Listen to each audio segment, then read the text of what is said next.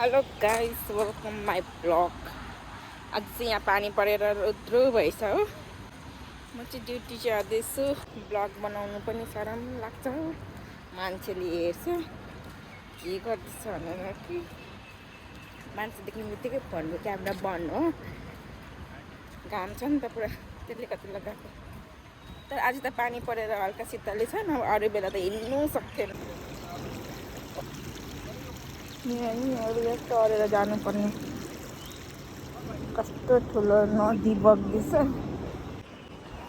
पहिला इन्डियामा हुँदाखेरि चाहिँ अब चाहिँ दुबई गएर चाहिँ ठुलो ब्लगर बनिन्छु भन्ने चाहिँ जस्ट ट्राई चाहिँ जारी छ। कोसिस चाहिँ एकदम जारी राख्नु पऱ्यो, तर सपोर्ट चाहिँ तपाईँहरूको चाहिन्छ है मलाई चाहिँ। हामी जस्तो नयाँ नयाँ क्रिएटरहरू अब सिक्दै गरेको, कोसिस गर्दै गरेकोलाई चाहिँ तपाईँहरूले चाहिँ सहायता गरिदिनुहोस्। यो चाहिँ हो आज चाहिँ यहाँ पानी, राति पानी परेछ। सबै सजिलो छ दुबईमा, तर यो पानी चाहिँ सजिलो छैन है साथीहरू। अलिकति पानी पर्नु हुँदैन, ड्याम्मै भरिन्छ। यो हाम्रो गार्डन हो। अन्त हामी चाहिँ मेट्रो स्टेसन यहाँ छ। हामी चाहिँ मेट्रोमा जानुपर्छ।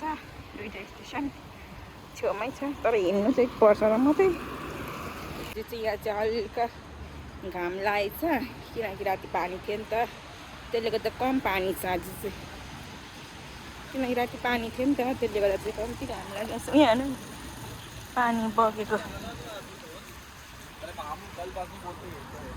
अनि यो चाहिँ मेट्रो स्टेसन हो साथीहरू। म चाहिँ आइपुगेँ। अस्तितिर 12 बजीको ड्युटी हुँदाखेरि कस्तो मजा जिन्दगी भइरहेको थियो। फेरि ईद सकेर 10 बजीको भएको छ। अन्त बिहानै बिहानै उठेर जानुपर्छ। यो चाहिँ साइकलहरू साथीहरू। यो साइकल देखेको तपाईँहरूले देख्यो? यहाँ चाहिँ ट्याप गर्नुपर्छ। अनि फेरि माथि जानुपर्ने हुन्छ।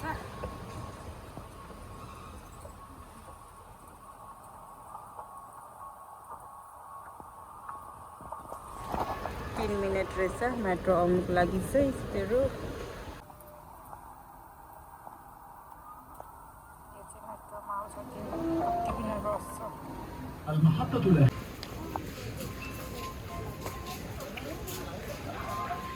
साथीहरू म चाहिँ अब आइपुगेँ भनौँ न है, आइपुगेँ। So tata bye bye, thank you for watching सबैजनालाई। आज चाहिँ यहाँ फुल रहेछ साथीहरू।